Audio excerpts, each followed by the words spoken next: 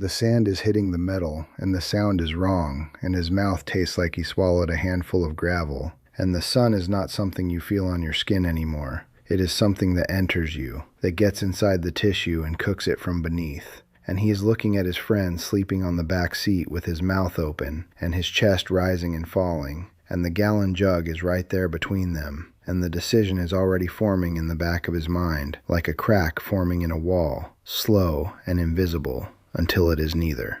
This is the human limit. I am your host. If you have the stomach for stories that do not resolve cleanly, that do not offer you a hero at the end, subscribe to this channel right now. Hit the like button, because what I am about to tell you is the story of a man who did the math in the dark and walked away with the water while two people who trusted him slept 3 feet away. And he was right.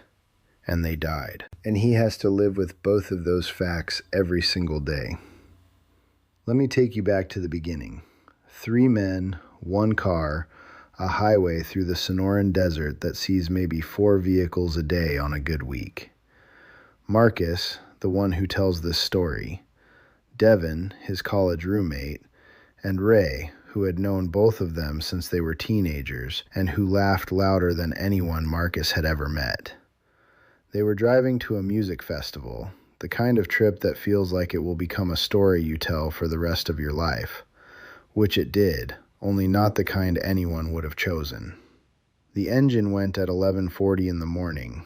Not a dramatic failure, not an explosion, a sound like something metal tapping against something else metal, rhythmic at first, and then irregular, and then the temperature gauge climbing past the red line, and Marcus pulling to the shoulder, and the 3 of them getting out into air that felt like standing inside a clothes dryer. The road in both directions, empty. The landscape, flat scrub and pale rock, and a sky so bright it had bleached itself almost white.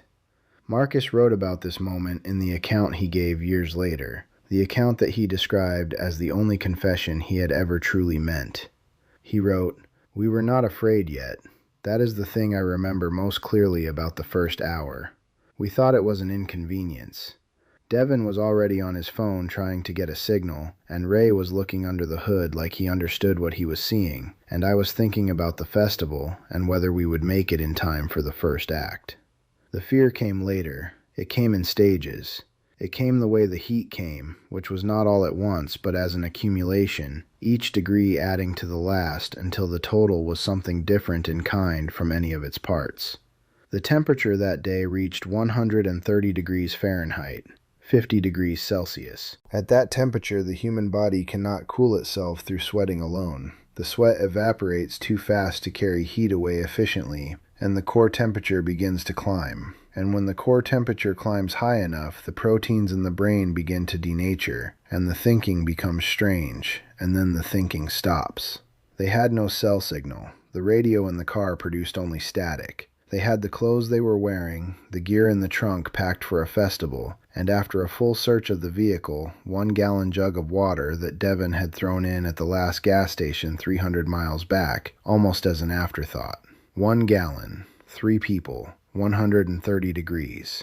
Marcus did not do the full calculation immediately. He tells you that. He tells you that the first thing they did was rational and correct, which was to get back into the car and run the windows down and take small sips from the jug and wait. Because waiting is what you are supposed to do. You stay with the vehicle. You make yourself visible.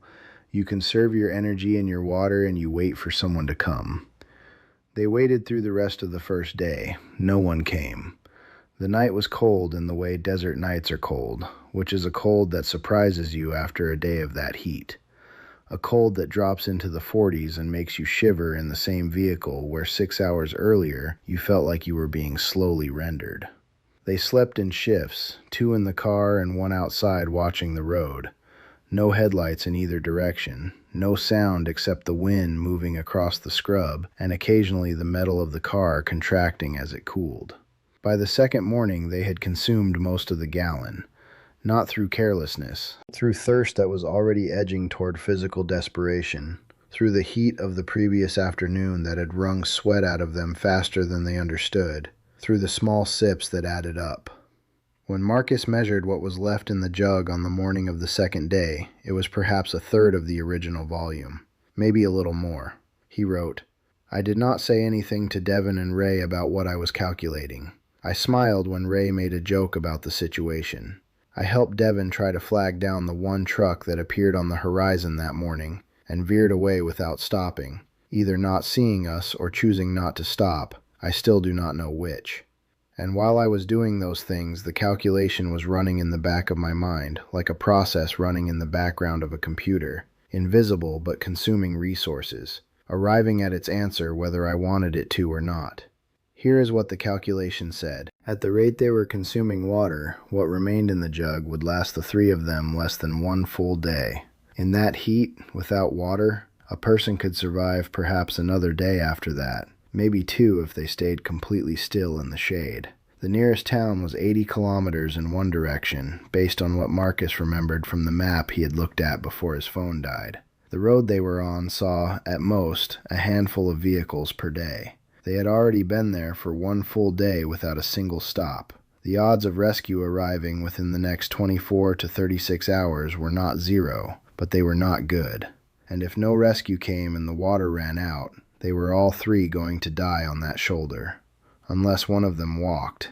80 kilometers in desert conditions was not a pleasant proposition. At night, with temperatures dropping to bearable levels, moving at a pace of 4 to 5 kilometers per hour, a person in reasonable physical condition could cover the distance in 15 to 20 hours. It was possible. It was brutal and dangerous and possibly fatal, but it was possible. And a person who was walking needed water. A person who was walking in the desert without water would not make 80 kilometers. They would collapse somewhere in the dark and die dehydrated on the sand, and the outcome would be 3 bodies instead of 2. This is where the mathematics became what Marcus called in his account the most honest and most terrible thing he had ever encountered. He wrote, "The water was not enough for 3 people to survive waiting. It was not enough for 1 person to walk and 2 people to wait. It was enough for 1 person to walk. 1 person with the entire jug had a real chance of reaching the town and bringing back help. 2 people staying with the car without any water did not have a real chance of surviving long enough for that help to arrive." The math did not offer a version where everyone lived. It offered a version where 1 person had a genuine chance, and it required that the other 2 have no chance at all.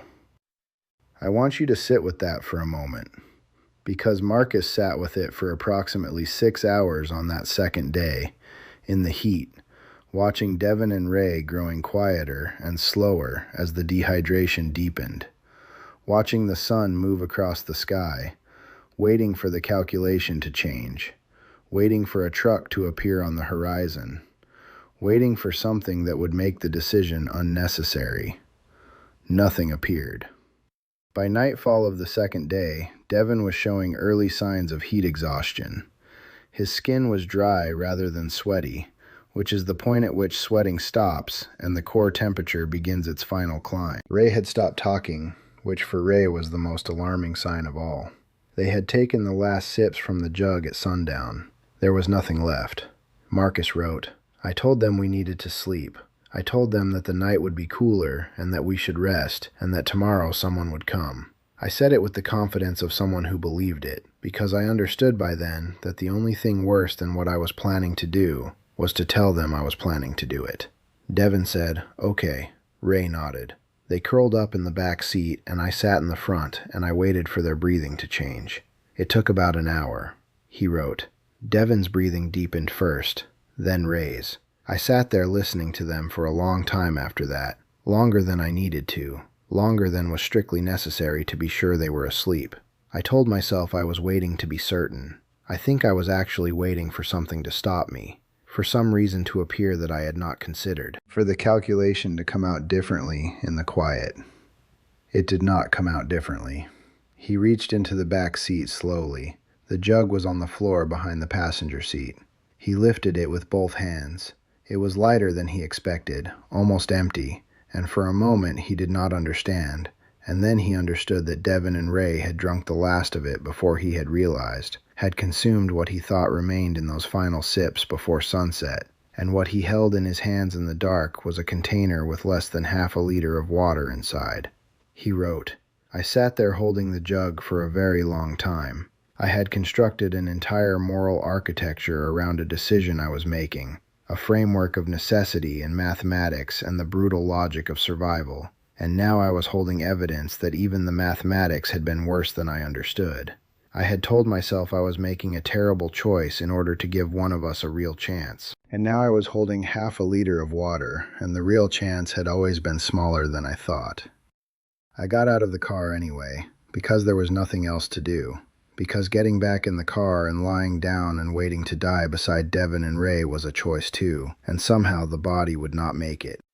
The body stood up and faced the direction of the town and started walking. He walked through the rest of that night and into the following morning. He walked until the sun came up and the temperature began its climb, and he rationed the water with a precision that he describes as the most focused mental effort of his life. Small sips at measured intervals, calculating and recalculating, fighting the urge to drink more by force of a willpower that surprised him. He fell once on the section of broken asphalt and lay there for several minutes looking up at a sky that was moving from black to deep blue to the merciless pale white of full desert morning. He got up. A water delivery truck found him on the highway at approximately 9 in the morning, stumbling along the shoulder. The driver stopped and gave him water and called emergency services on a satellite phone. Marcus told them the location of the car and collapsed into the passenger seat and was unconscious before the truck had traveled another kilometer. Emergency responders reached the vehicle 3 hours later. Devin and Ray were both dead. The medical examiner's report cited hyperthermia and dehydration. The report was clinical and precise, and it said what it said and nothing more. It did not weigh what Marcus had done or not done. It did not ask the questions that Marcus would spend the following years asking himself, in the particular way that questions without clean answers circle back endlessly, wearing grooves in everything they touch. He wrote, "People have asked me, since then, whether I made the right choice. And I understand what they are looking for when they ask it. They want me to say yes because yes makes the story bearable and makes me a person who did something awful but necessary and emerged into a kind of clarity. Or they want me to say no, because no makes me culpable, and the story has a verdict, and verdicts are a form of resolution. I can't give them either answer. What I can tell you is what I know. I know that if I had stayed, all 3 of us would have died. I know this not as a belief, but as a near certainty, because the temperatures over the following day exceeded what I had estimated, and because the response time of the emergency services, even after my rescue, was 3 hours, and 3 hours in that heat, with no water at all, would have been unsurvivable. I know that walking gave one of us a chance, and that I was the one who walked, and that it worked, in the narrowest possible sense of that word. I also know that I took the water in the dark while they were sleeping. I know that I made the calculation alone, without telling them. I know that I decided for them, decided that their lives were already spent, decided that the mathematics were settled, while they were unconscious and could not participate in the decision. I know that Devin had a daughter who was 4 years old. I know that Ray had been planning to propose to his girlfriend the following month. I know these things, and I carry them, and the carrying does not get lighter. He was not charged with any crime. The investigation found no evidence of negligence or criminal intent. The finding was consistent with his account. 3 individuals stranded in extreme heat with insufficient water, 1 individual choosing to seek help, the other 2 unable to survive the conditions before help arrived. The report did not address what he took. The report did not address the dark or the sleeping or the weight of the jug in his hands. He has spoken publicly about this once, to a small group of survival researchers who contacted him several years after the incident. He agreed to speak on the condition that the full account be recorded and kept in a form that could not be edited or summarized or simplified. He wanted the whole thing to exist somewhere, intact, because the whole thing is the only version that is true, and the whole thing is the only version that is honest. And the partial versions, the ones that focus on the survival, or focus on the deaths, or focus on the mathematics without the dark and the sleeping and the jug, are all lies in one direction or another. That account is the basis for what I told you tonight. He ended it with something that I have not been able to stop thinking about since I first read it. He wrote, "The math was right. I have checked it 1,000 times, and the math was right. And I have spent every day since then trying to figure out whether being right is the same as being justified, and whether being justified is the same as being innocent, and whether innocence is even a concept that applies to a moment when there are no good choices and someone has to make a bad one. I have not arrived at an answer. I am not sure an answer exists. I am not sure the question has the kind of bottom that questions are supposed to have. What I know is this: I walked out of that desert, and I have been walking ever since. That is the human limit. Subscribe to this channel. Leave a comment. Tell me what you would have done in the dark, in the cold, with the jug in your hands and 2 people breathing 3 feet away. I read every single one.